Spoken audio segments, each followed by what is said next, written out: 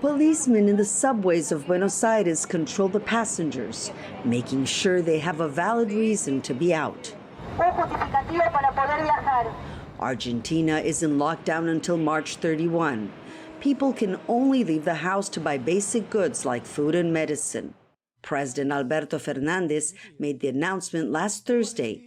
He said mandatory social isolation will impact the economy, but the priority now is stopping the coronavirus from spreading.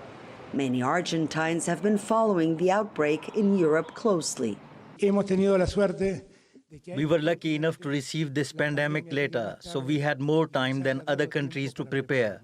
But nothing makes sense if the Argentinians don't do what they are supposed to. Since early March, when it registered the first death by COVID-19 in Latin America, Argentina has stepped up measures to stem the outbreak. It first closed down schools for 15 days, then shut down its border to all non-resident foreigners. Now streets are empty. Almost 50 people have been stopped on the roads taking unnecessary trips.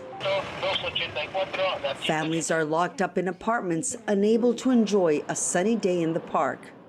This playground is usually full, especially when schools are closed, but now local authorities have put tapes like this one to make sure that families follow the new safety rules and keep their children at home. Journalists are allowed on the streets to report. Pharmacies and supermarkets are open, but only a few are allowed in at the same time. People in lines are told to stand a meter apart. 80-year-old Eduardo Barrera says he thought pandemic diseases were something of the past. I have never been through a situation like this one. I'm surprised this is happening at a time when there are so many scientists in the world. The start of the lockdown marked the first 100 days of Argentina's new center-left government and comes at a time when the country is facing a severe crisis. President Alberto Fernandez was planning to renegotiate the country's $100 billion debt by the end of the month. He said he could only start paying back creditors after reviving the economy, and that would take time. 4 out of every 10 Argentines live in poverty, and the country is facing a 2-year recession. Economist Raúl Ochoa says things will get worse. We are facing a wartime economy because a big part of manufacturing, commercial and service industries will stop, which is what happens when there are conflicts. And nations concentrate their efforts in fighting the enemy, which in this case is the virus.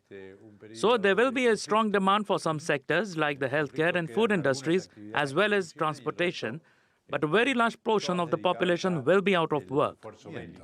Fernandez increased social plans. He also announced an aid package to help the private sector pay their workers' wages, even if they stay home, and help keep small businesses afloat. Graciela Lopez says the unemployment rate will certainly rise. I will continue paying my cleaning lady, although she can no longer come to work. But I don't know what will happen with it if this situation lasts long. I hope it doesn't, because it will be dramatic.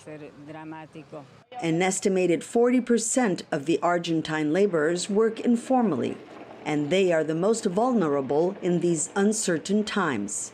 Monica Yanakiew, TRT World, Buenos Aires.